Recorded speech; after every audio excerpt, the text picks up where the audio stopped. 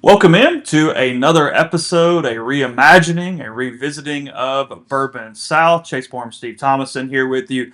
First time on video, especially for Steve over here, as we are into a new iteration when it's going to be with you for a long time weekly podcast here. Bourbon South, we're going to talk bourbon, we're going to talk life, we're going to talk culture, talk all kind of stuff with you here. Again, once a week moving forward on MPW Digital. We'll bring on a lot of our friends, people in the industry, and just hopefully entertain, educate, and talk some whiskey in the process as well. Steve, great to be back with you. Great to be back on this endeavor here as we get this thing back restarted. And since then, you got a little more free time on your hands to take part. You can be on video. You're ready to go.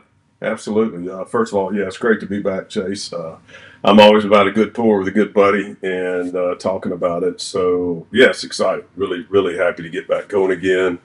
I should have a lot of free time. For some reason, I don't. I think I retired August 2021 and have since then spent about usually 7 to 8 months out of the country, still working a little bit. I'm trying to slow down, but I don't know. Like to keep busy, but it's keeping me away from bourbon. We'll get into the bourbons we have, what we're going to do today, the kind of the setup, and for a lot of our episodes that are just the two of us talking, we'll have a sipper.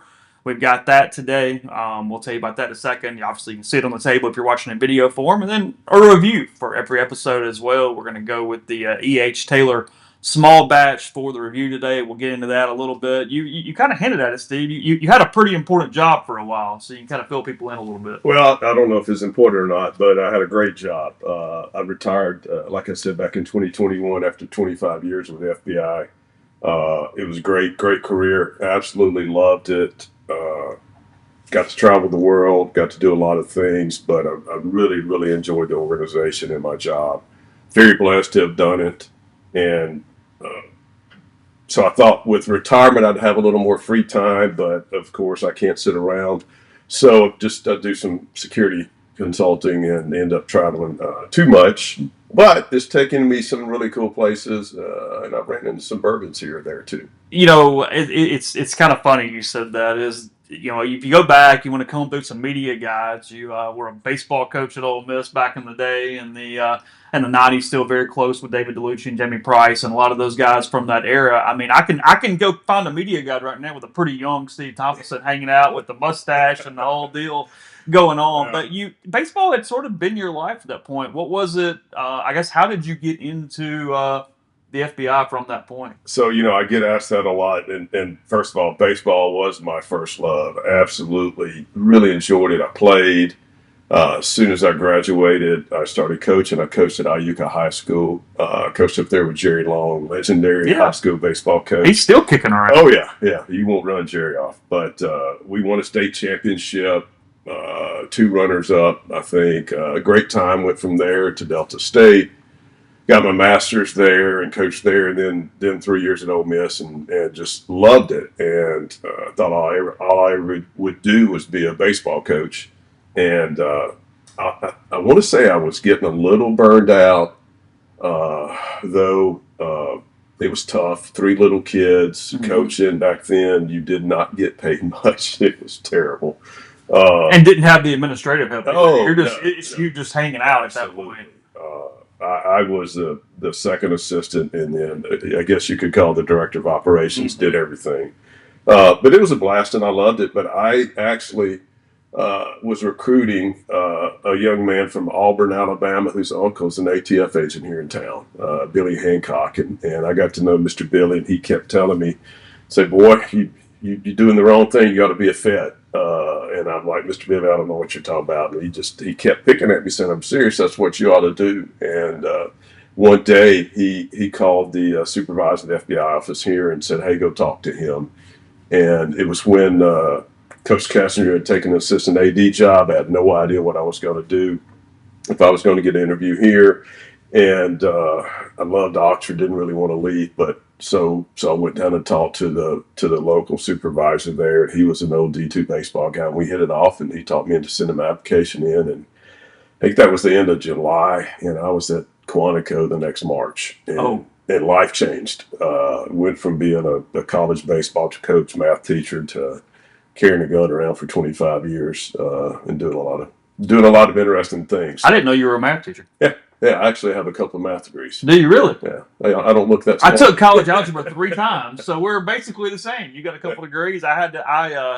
I was at ICC starting out after high school, and Linda Partlow, God rest her soul, the tennis coach at ICC at the time. She taught college algebra, and I walked in and I had made just terrible grades, and I said, "Look, I promise I'll never be an engineer, a mathematician. We just got to get through this thing. Like, how do we do it together?" And I had to get a tutor, I had to get whatever, but I think we ended up with a C just to get to Ole Miss and get out of there. And I've never tried since. Well, and that's funny because all I did was take math classes. I didn't have a lot of writing classes, and that was interesting because when I got in the FBI, I had to write reports, and I had to really improve my writing skills. All my kids are just great at it, writers, and I'm probably at the bottom of the barrel of that, but. It's funny you mentioned ICC. I don't know if you know what had that in common, but I went to school there. I did my 2 years at ICC, which were great. Played baseball for Roy Crescent. Yeah. He's always been one of my favorite people, a mentor, like a father to me. Had a great time over there. It was good. You're going to yell at me if we don't pour something up, so we'll go ahead and get to that before I keep talking. We'll start with the other one. We're going to start with the Michter. So you can pour them both if you want, but if you're watching the video again, Michter's 10-year is just the sipper we got going on here. So this is actually a Michter's 10-year rye, and a lot of people will think, oh, a rye. It does not drink like a rye. This is, and it's a funny story.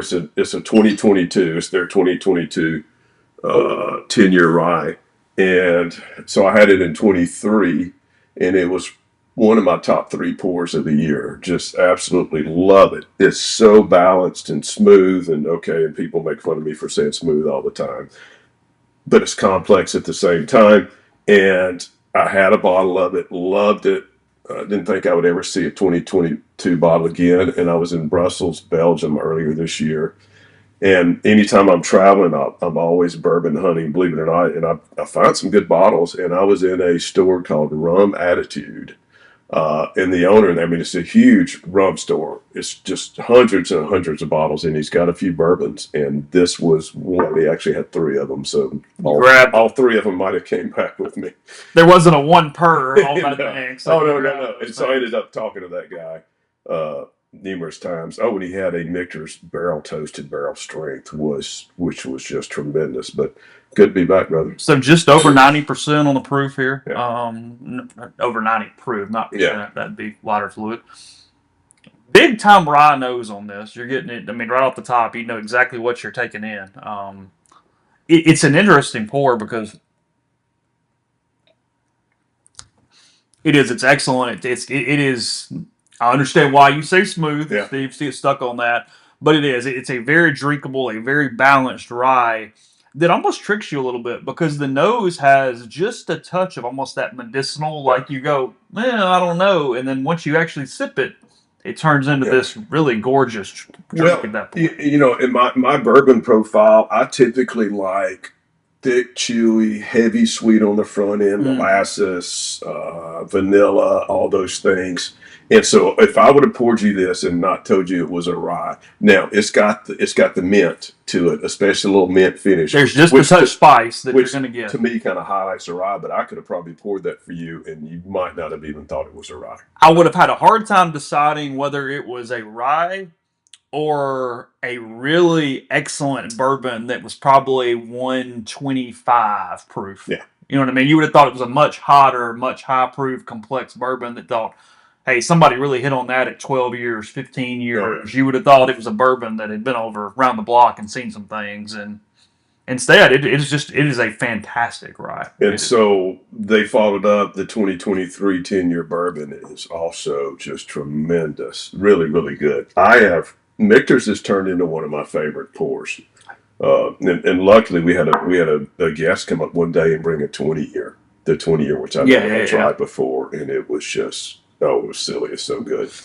You're right. There is a mint finish to this that is very pronounced and strong that almost is a bit of a cocktail in a glass in a way. You get a really different sort of feel off the end of that. It's good. It's Yeah. excellent. Well, no, it to me it's like bourbon on the front end, rye on the back end, just a really good balance. And it's fairly complex if you let it sit for a second. It's a great pour. So I thought that'd be a nice pour to kick us back off again. We've gotten a lot of people that have been excited for us coming back. Was already talking about it. Introduced it on Hand Raised Guys on Thursday last week. Is right after we did the saucy chicken nuggets, and I needed a little palate cleanser at that point. The ghost pepper got Neil. He actually Oh, started. really? He was coughing and actually started tearing up a little bit on the ghost pepper nugget Well, from. first of all, I can't believe y'all got Neil to eat a nugget. I watched him on air eat, Wow. eat 5 fried chicken nuggets covered in sugary sauce. So we did that on Thursday, but we introduced that this was coming, talked about it, and obviously a lot of people that were with us in the first iteration. But I guess my question to you, and we'll both take this a little bit: what is it? What is it about whiskey? What is it about bourbons or rye? Either the drinking, the pursuit of it, just in general, what attracts you to this spirit? It's just interesting. What initially got me, I didn't start drinking bourbon until, I mean, I had my run-ins in college, but I didn't start drinking bourbon until 2013. And I was working in DC. I'd taken an 18-month job at our counterterrorism headquarters. So I was literally getting up, going into the office at 6 a.m., getting there by 6, and coming home about 8 at night, and 6 days a week. Just wearing you out. Oh, yeah. And I realized, I would like to come in and wind down, and I'd have a beer or two. And I'm thinking, I can't just keep drinking this beer. And so one of the guys in the office said, "Hey, you ought to try some bourbon." So I stopped by a Virginia. They have ABC stores there. They're state controlled. Talked to a guy, and he sold me a Larceny and a Knob Creek Rye. And I sipped on those for a little while with a Diet Coke. And then one weekend, I was at my townhome and sitting around and had a pour, and then didn't have any Diet Coke, and I thought, wow, I don't know if I can drink this straight or neat. Anyway, so I drank it with a cube, and I thought, oh, this isn't that bad, and kind of got into it a little bit.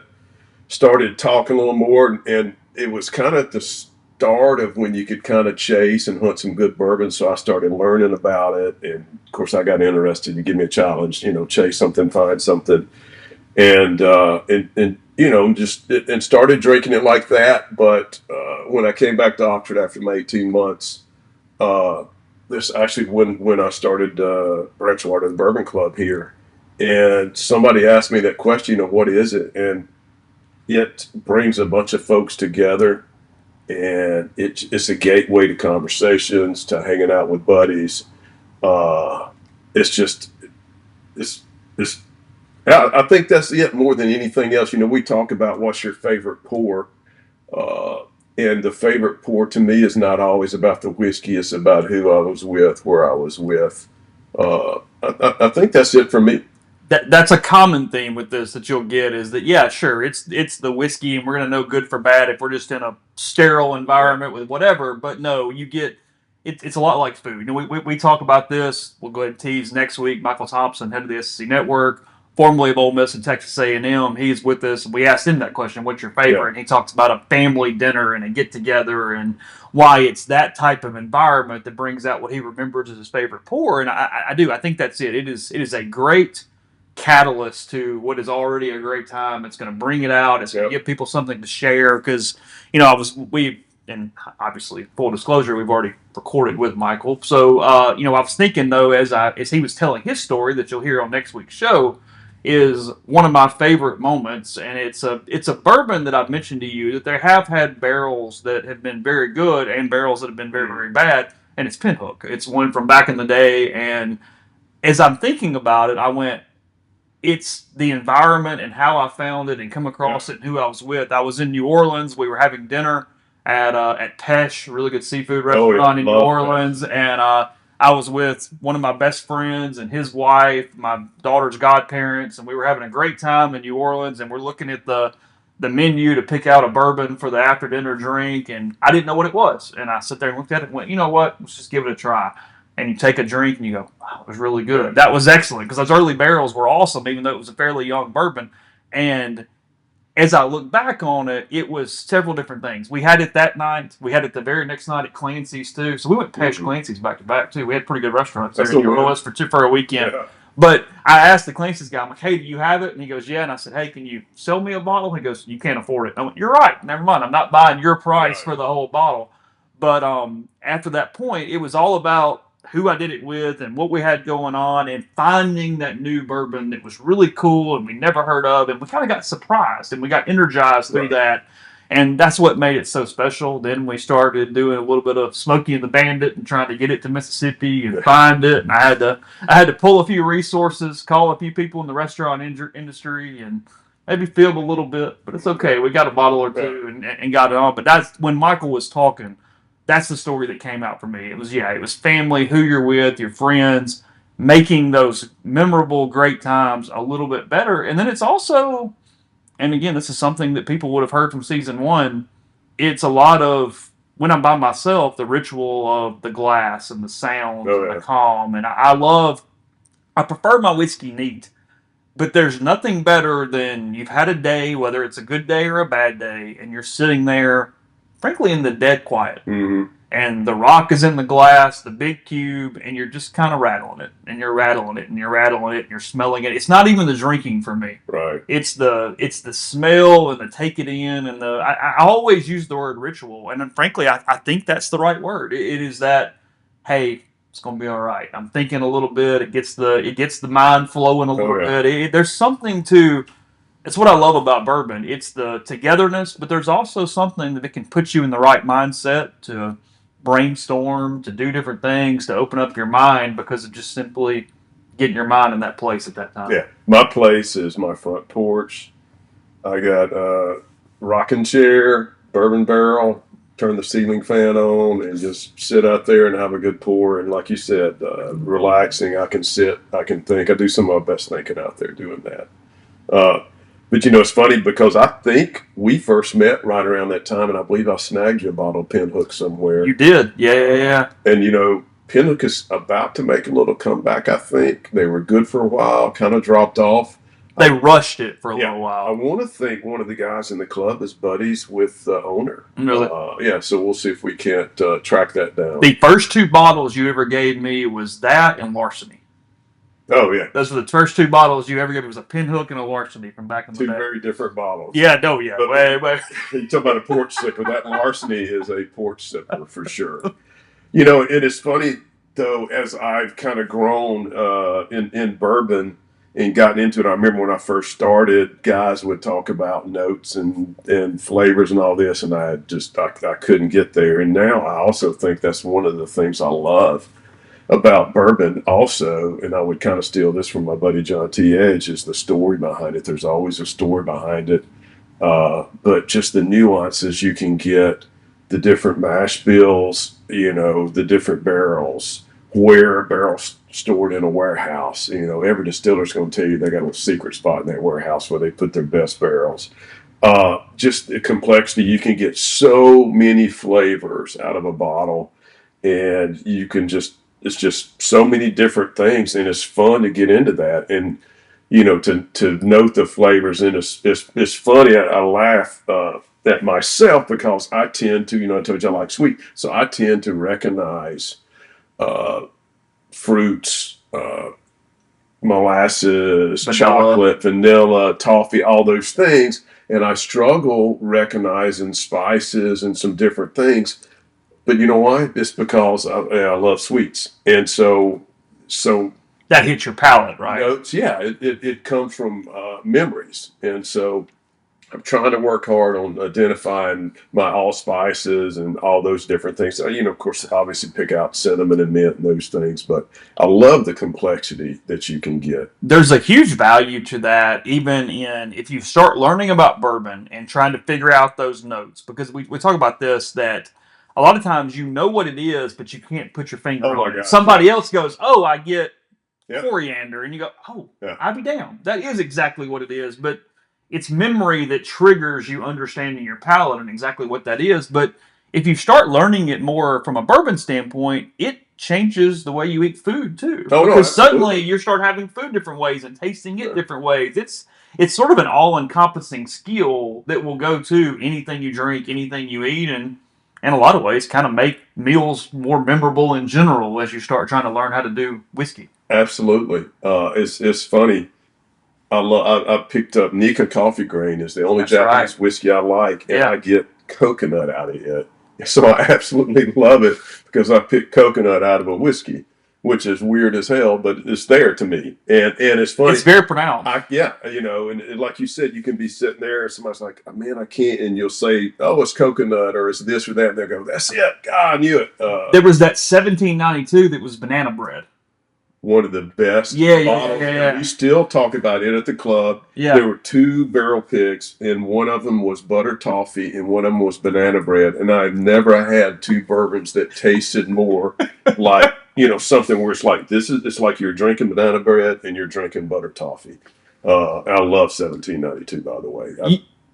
I've got to do a couple of barrel picks up there. Just man, they got some good juice. You've expanded to obviously finding appreciation in a lot of different flavors and things. You talk about you like the sweet sippers on the Yeah. front end and the chewing, all those different things. But for your just daily, are you still looking for the more fruit forward? I mean, is that still kind of what you would pick out for the daily drinker? I don't know that I would say fruit forward. It's more probably, but I do like the sweetness with fruits. I love like a cherry, which you get typically in George T. Stagg and in Elijah Craig barrel proofs. But just my everyday, I'm going to go back to an Eagle Rare and this bottle right here. They're just He's pointing to the E.H. Taylor. We'll yes, get into in a minute. just they're good. They're complex, but if you don't want them to be, they're not. You can just sip them. Really balanced, really good. As I've kind of grown, I have gotten into where I do like the fruits, and I can pick them out a little more. But yeah, my ideal bourbon is thick, chewy, caramel, molasses, vanilla on the front end, and then a nice pop in the middle, and then just give me a long finish. I'm not being greedy, right? No, I'm not. Yeah, that's all I need is the perfect bourbon that has all those things. All the time. Here we are. It's And it's funny because I think back when we were doing the podcast a few years ago, William LaRue Weller was it was what we chased because it hit it. But the last 2 or 3 years, it's been inconsistent, in my opinion. And I've just gotten to where if you let me have that or let me snag that bottle that's stupid to chase, the George T. Stagg, it just delivers. You know what I love about it? I drink it and it's cherry cola. That's exactly what my next thought was. Is the Great Stags is exactly what you're getting. It is a cherry Coke. It's got some sweetness, but then it's got the full finish. It's going to stay with you for a minute. Like it's probably the most consistent at this point. Oh, I think it is. I think. Out of the antique collection, to me, it is. It's the most consistent. And I love it. And we've talked about this before. But anytime you're drinking a bourbon that's 120 plus proof, and it doesn't knock you down, you got a good bourbon. And you can drink a 130 something Stag, and it doesn't knock you down. Yeah, it's just so good. And I think that's part of what even got your mindset for all those years that William LaRue Weller was number one. Yeah. So you would look up and see 139 proof, 138 proof, and you go, holy hell. But then when you take a sip, you go, wow, that's got a lot to, because it's one thing we'll talk about over the course of the episodes and the weeks, and something we really focused on the first time too. And anybody that's with us, and look, we're not experts here, but we're just kind of talking through it. You can get a bourbon that is so old or has been matured to the point that it loses all those things. Oh, absolutely. I think that's the case with, as much as it's the holy grail, Pappy 23 is not your favorite Pappy because it's actually been overproduced. It's been too long. It's too oaky. I love the 15 and the 20 because that's the sweet spot of sort of what that looks like in that way. And I'm a person that likes more of the oaks and the spices and that kind of thing because I like the really hot bourbons. I like things 120, 130 up in those if they're done well. And I think that's my flavor profile in general because if I'm getting wine, I want pretty oaky, harsh, a lot of flavor in that that's not necessarily fruity or light. in that. And I think that a lot of times we go, oh, it's just older. That doesn't necessarily mean better. There is absolutely a sweet spot for every barrel and every distiller, depending on what it is. Absolutely. So I'm curious now, as you've gotten into higher proof whiskeys, do you almost like drink a 90 proof and go, that's not enough? Or are you still, you know what I'm saying? I have to watch that because I will, before I catch myself, I'm just 120s and up. My palate has gotten to where I need I worry sometimes I burned it out because, yeah, you get that 90 or that 95. And if it's not, it's an interesting thing that I think in some ways it is weather dependent, it's temperature dependent, but then also it is complexity or what that nose or that front feel is, because Right. there are some 90-95 proofs that I take a sip and I go, there's no complexity to that, and it tastes like water. And I go, that can be real dangerous in a minute if I'm just kind of drinking it because I don't even notice it's. I do think I have a palate that sometimes I don't. I think I do really well from a palate standpoint, picking up the complexities of anything that is plus 100 and up. Anything that's in the 90s, sometimes the subtleties don't register for me, and I feel like even if it's neat, I'm drinking something that rocks is kind of watered down a little bit. I don't feel like I'm picking them up and I'm getting there. So I want a lot of that oak, that deep cherry. There's kind of even a difference on the cherry sometimes. It can be a little lighter and a little whatever. Or it's like, no, that's the whiskey cherry. It's been kind of covered in some stuff and it's going. So yeah, I have to. If I would say I have a weakness, it is picking up all the intricacies of some really good bourbons, but those bourbons in the 90s that just kind of sit there, they don't hit me in the mouth. It's why I rely a lot on nose. Like I want to go ahead and feel a little something coming when I get there. I think the bourbons that I like the least are the ones that have zero nose, where I smell them and go, I got nothing. And then I take the sip and it's kind of light and I go, why am I doing this? This is not interesting me. It's not keeping me engaged to whatever this is at that point. It's why, one of the perfect, I mean, we'll do a show on this at some point is, hey, what are the best 5 bottles that a number of people would love all at one time, depending on what their palates are. Right. And I think the answer is something that's really good, but in that like 100 to 105 range that you can get enough pop and enough finish, but it's not just going to overwhelm the guy that likes the 88 to 92 and something that's very wheat forward. And, I'm not a big corn person either. Yeah. If it's really heavy on the corn, I get a weird taste that I don't necessarily love at that point. When I first started, I was all into wheat. Just love the wheaters because they're soft and just there's that word again, smooth. But the more I got into it, the more I started enjoying corn, rye, malted barley, different mash bills. It's and it's funny. My nose is terrible. I've broken my nose 4 times, and so I have my nose is just baseball mostly. Yeah. Last one at ICC, ran into a fence and just actually split my nose open, busted it up. Little fun there. I had a surgery for my nose my junior year of high school. I got hit by a comebacker and it turned it over sideways. They had to do the forceps thing where they just pull it over and reset it. And the guy goes, hey, we can either put you to sleep and do it, or you can just sit here and do it. And you can put me to sleep. Yeah. No, go ahead. Knock me out. See, I had it done twice, and I did not go under. Did you not? First time I was 16, playing shortstop and was cut off, and the first baseman, for whatever reason, ran in front of me, jumped up, ball tipped his glove, and got you? Hit me. It put it there. Really? Oh, yeah. And then ICC. And then, actually, I think the last time I broke it, my daughter Samuel was maybe 2 or 3 sitting in my lap, and she threw her head back and just. That got you? Oh, yeah. She smacked me. And so I ended up, so I have a nose job. I've had cosmetic surgery, nose job, I'll admit it. But anyway, so my nose is terrible. But I think my palate continues to improve. It gets a little better. You do think it's gotten better? Yeah. And I think one of the reasons why I tend to enjoy higher proofs now is I just think you get more flavor, especially you get into non-chill filtered.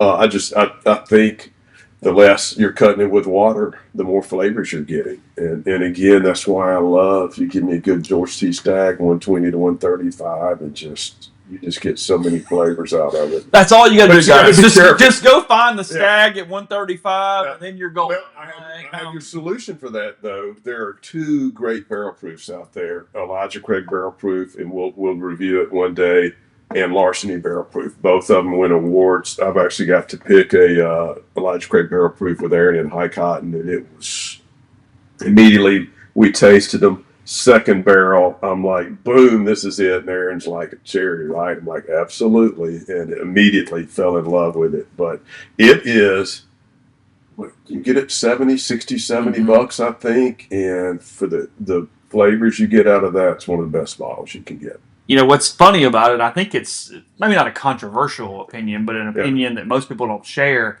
As much as I love that cherry cola and that stag Yeah. for the difficult to find, I mean, I Yeah. understand we're talking about things that aren't on the shelf. I can't stand the baby stag because it doesn't have that complexity to it. So it is. I mean, you can have it on the table, and I won't even pour it. I have no interest in it. I've got some old ones. I got one back there I need to pour for you. I've got some Okay. old ones that are pretty good. The newer stuff, yeah, I'm not the biggest fan of, but It's harsh to me. I laugh so much. A good friend of mine, Ken Kinney, 8 years ago, 10 years ago, I don't know. I'd gotten Ken, which it was a Stag Junior at the time, back when, in my opinion, they were really good. Mm-hmm. And I gave it to him to try, and they had some kind of family outing or something, and I saw him, the next week, and I said, "What'd you think?" He goes, "Yeah, that was some good gasoline you gave us." I'm like, "What?" He goes, "Oh man, we all tried it, and it's just like, oh, that's so hot." And he's like, really? Gasoline, yeah, whatever. So now, however many years later, 8 years later, Ken Kenny's like, "Give me 130 proof." I mean, he wants all the high proofs. So I have to make fun and poke at him a little bit. And he's like, "Well, my palate's developed a little bit since then." Let's get to the H. Taylor. Let's do the review again. The H. Taylor small batch coming here, a very recognizable bottle, one of the best all around whiskeys that you'll find. I mean, as much as we're going to review it, and we're going to talk about it, but we know exactly what to expect at this point with this. Kind of just what is your general take on it? What's kind of your general thought on the H. Taylor? Period. I love E.H. Taylor. It's my travel bourbon. It comes in a little yellow canister, which makes it easier to throw in my suitcase when I'm traveling. It's bottled in bond. 100 proof. Super consistent. The single barrels, you can just run into some of the best bottles. I've got one at the house open right now that is just tremendous. The batch, the barrel proof, I used to be able to get a bottle of that every year. Now it's so crazy to get. The most frustrating thing is this became allocated with Eagle Rare, and so it got really hard to find. And it's one of those I want to have it on the shelf always at the house. And thank goodness I got some buddies that get it for me every now and then, because you don't see it on the shelf that much. You're starting to see it a little more, but it's one of those things, with contacts and friends and knowing folks or your liquor store you deal with or whatever, you can usually run it down. But so help me out. If somebody sees this, at what price is it a yes, and what price is it a no? So it used to be 45 to 50, which is yeah, insane. For the quality and the consistency. I still consistently get it for $60. Okay. Yeah, and it's that thing. I may have paid $65 for it once. You shouldn't be paying over that for it, but also it's there. And it's better than so many $80 bourbons out there. That it's me and that thing. Like I used to get Eagle Rare for $19 all the time, or $21, and I usually get it for $35 or $40 now. That is a hot take that I will carry on for the show throughout its existence. I actually think 80 to 100 is the worst price point for bourbon. Period. Because you can get better ones at 40, 50, and 60, and then the really good ones get elevated past that. Yeah. Like, I don't know that I ever want to pay 80 to 100. That is maybe the worst spot for me on what I'm trying to find and pick out. I can't argue. Because a lot of the 80 to 100 is just give me the freaking double oak instead. Yeah. Give me the 1910. I'll be good, and I'm good. We'll move forward at that point. So, one of the things that I love about E.H. Small Batch is midway through the pour, all the good heat goes up. I love it. The roof of my mouth. It's got a good pop and it's got a big nose. Oh yeah, it's got a big nose.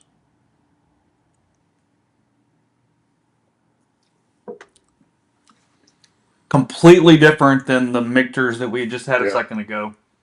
There's no mint. There's no spice. It is. I get vanilla and almond really jump out to me with this pour. It's the almond. I didn't know it. Yeah. Example of what we're talking about. I didn't know it till you said And that. it's got a not for 100 proof for a bottled in bond. It's got a nice finish, and it's funny because, yeah, the almond really lingers on the finish, and it's solid, consistent. It's vanilla. It's almond. Yep. It's a little toffee. It's sweet. Yep. I never really get any fruit sweet. out of it, but No. it's sweet. And again, for a bottled in bond, very nice finish. This is a fantastic bottle. If you like any of the things we're talking about, and I get, go ahead, laugh at me. Like I get pistachio. Yep. Like it's that kind of that nutty pistachio sweet thing that comes out in it from that standpoint. It's a great example of what I mentioned. It's the all around. Everybody can find something about it they like, and at 100 proof, it's sort of right in that perfect wheelhouse for a great community bourbon. Yeah, and you want to go another level? I'll actually get like the crust from like a pecan from my grandma's pecan. Oh, there you go. All right. So again, memories, right? It's just solid. If you can find it, get it. Is there anything you don't like about it? No, it's just solid. It's the coming in the little tube is always a little weird, I guess, because some people think that makes it some great bourbon because it comes in that tube. So I'm always like, why do you want to do that? But then, like I said, it makes great for traveling. When I'm heading overseas somewhere, that's usually the bottle I'll throw. I'll travel with a bottle or two in case I can't find anything. And all you do is put a sock down there in that tube that kind of keeps it from rattling around. Really? Throw it in the suitcase, and you're good to go. And it's not a criticism, it actually maybe is a positive depending on how you like your bourbon, is that it doesn't change flavors throughout. What you get on the front end is exactly staying through the finish. It doesn't have, it's not simple, but it's not complex. Right. As in, you're going to get this and then this. There's kind of a reason it's in the price point at the same time. Because there's a lot of great bourbons that you go, hey, on the front end, I'm getting all this, but then on the finish, I'm getting this too. So I mean this in the best possible way, but it's one note. Yeah. You're going to just, whatever you got, you're going to get, and it's not going to leave you, and it's not going to surprise you at any point past that. And, also we were talking about bottles and memories. The first ever ranch water meeting we had, I think it was 8 or 10 of us. There's maybe 2 of us still around. And I brought a E.H. Taylor small batch. And my partner in the Bureau, Dan, brought a Widow Jane out of Brooklyn. And, oh, really? Yep. And they were the 2, everybody kind of voted, and that was voted the 2 best bottles at our first ever meeting. So that had been Widow 12? No, just plain Widow Jane. Oh, just 12. Okay, just plain. Okay, back in the day. Back in the day. But now you're making me think about a Widow Jane 12 back in the day. The 12 is the best of the Widows. So the old school 12 is the one. Because the 10 doesn't do a ton for me. So I love it. To me, do you really? Oh, to me, it's just a good. It just fits in with the EH small batch with a Woodford Double Oaked. That $65 consistent 10-year bourbon. Yeah, I love it. So you find this on the shelf for $60, 1 to 10. What are you giving it? Oh, if you throw everything in, affordability. A good pour. I mean, it's a 9, 8 or 9. 8.5 is where I was going. Because I really enjoy it. Now, obviously, there's this is a 10. That's a 9.5. It is. So you it's hard to say that's a 9. They're totally. But affordability and concept does play in here. We're not just simply going pound for pound, because that changes the score. And the thing I hate, though, is probably a lot of folks out there don't have access to this or have a way to find it. So don't go pay a stupid amount. I'll see it for. It's not $100 I'll see it for $120. No. I'll just don't do that. Come hang out with us in auction. We'll give you a pour of it. But yeah, that's the only thing with it being sometimes hard to find. I hate that because it should just be a good everyday. You can always lay hands on it. At $50, it's an 8.5 to a 9. Oh, absolutely. Past that, you start dropping the score because it's not working. It doesn't have that extra note. Yeah, that is what keeps it from going into the higher tier bourbons and from moving up at that point. Yeah. So that's where we are there. And we're sitting here, we're talking about this, and I think the last bottle I got came from Frugal McDougal in Nashville, which is a great store. Really, really good store, and I think I paid 65 for it. So if that's what they're charging there, that's probably what it That's a is. great price for it because you go, hell, Yeah. okay, good enough. What's $5? It's close enough. Exactly. Yeah. Yeah, and I laugh. I got a good buddy that actually works at Frugal McDougal. He lives here in town and lives in Nashville, and he works there 2 days a month for free just to get access to the bourbons there. Works there for it. Yeah, really? 2 days. Wow. 2 days a month, he'll go stock shelves and do whatever. They don't pay him a penny, but then he gets all the bourbons. That's fantastic. Everything that comes out. Jeff, you're a smart man, by the way. That is fantastic. Yeah. I'm thinking, that might. My youngest son Cooper lives up in Nashville. I thought maybe I need to just start driving up, work a day, spend the night with Coop, work another day, drive back. That's not a bad idea. Do you, and I'm kind of setting up everything here with the introductory episode. Again, we'll talk to Michael next week. If, just in general, where do you feel like the bourbon industry has gone in the last 5 years? We had the big boom and it got really stupid. It's leveled off to some extent as far as that. Tequilas have become more popular. Rums have become more popular.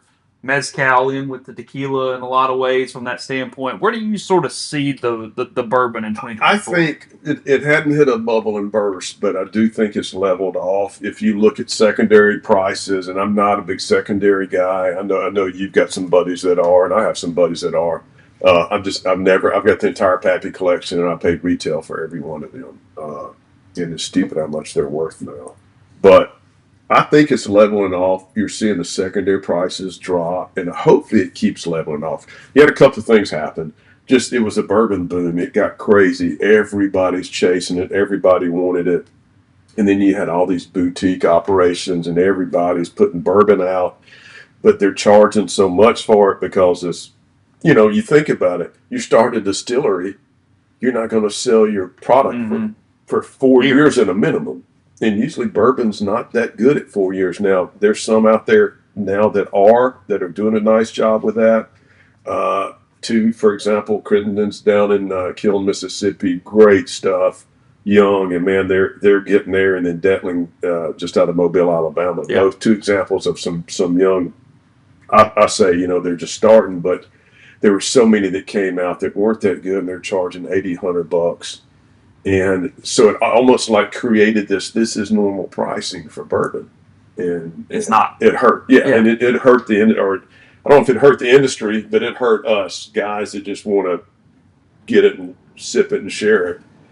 I think it's leveling off. I hope it's starting to drop a little bit. I'd love to not have to deal with allocations and just be able to get an E.H. Taylor off the shelf when you want it. I still to this day remember when I first started the Bourbon Club, Branchwater here, with some guys, you could find Elmer T. Lee on the shelf at, you remember PJ's for $35. Yeah. PJ's at Kroger all day long. Elmer T. Lee? Yeah, $35.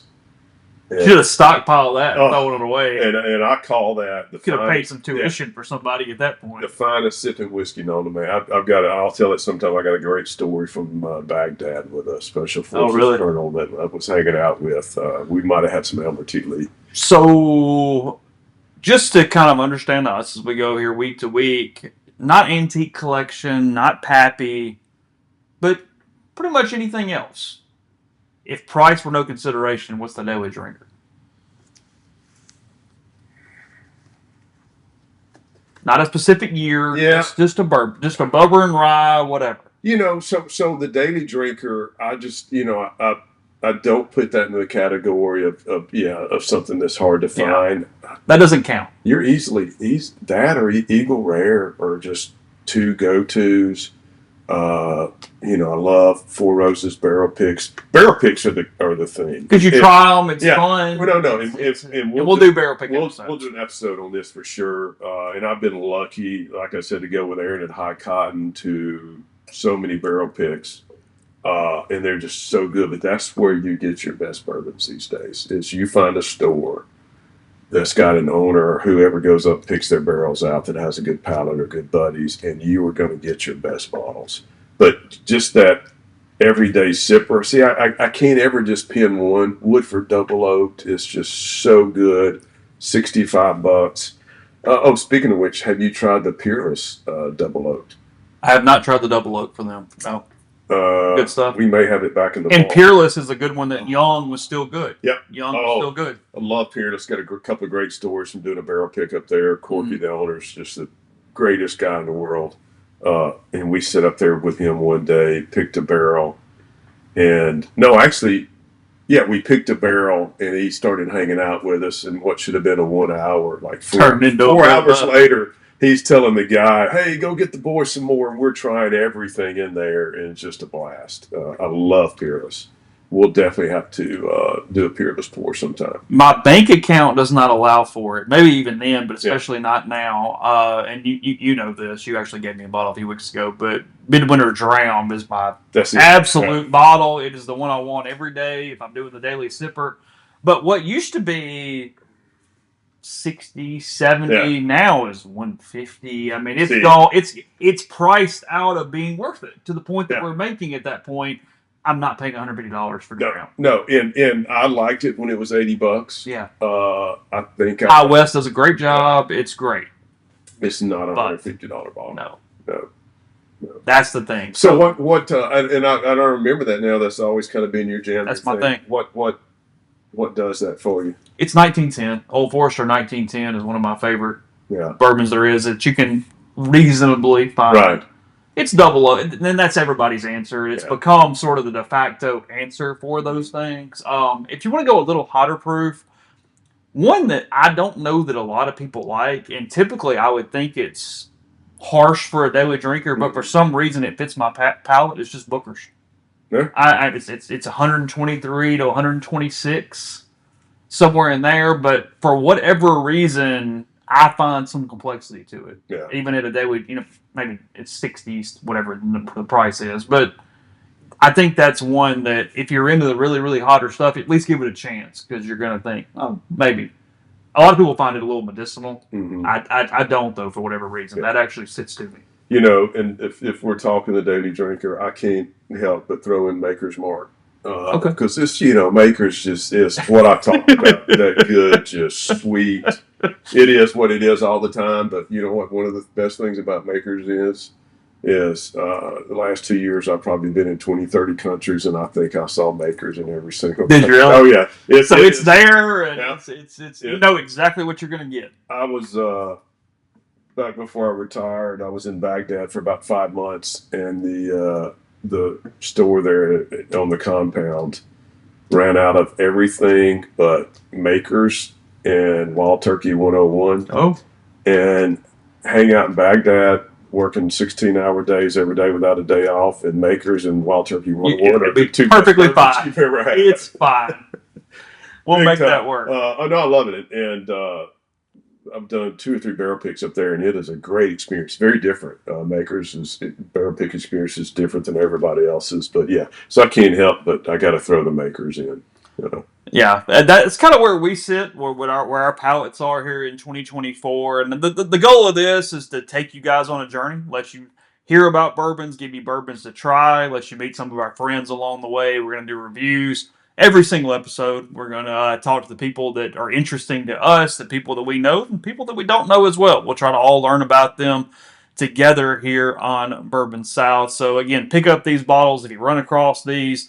Look, the Michter's 10 Rye is just fantastic. It's a 9, 9.5. However you want to get that one, I think it's worth it. Oh, yeah, absolutely. And then E.H. Taylor, as we mentioned, within the price point, one of the best bourbons that you will find if you can find that as well. So we're excited for this. Appreciate you guys that have been so pumped about us coming back from getting into this. We get the new video element as well, so you can find us on YouTube, social media channels, and all those things. Probably even some previews of the bottles we're going to talk about, because then you'll be able to find them maybe. You'll be able to talk about them along with us as well. So Steve Thomason, Chase Parham, Week 1 next week. Michael Thompson, he's the head of this network. You know him from his time at Ole Miss as well for a lot of you guys. Steve grills him about the 11 a.m. time slots that Ole Miss gets stuck on at times. So we'll hit that and much more. So again, really appreciate all of you for allowing us to do this and be welcomed into your discretionary time that you're spending, and happy hunting along the way as well. So we'll talk to you again next week.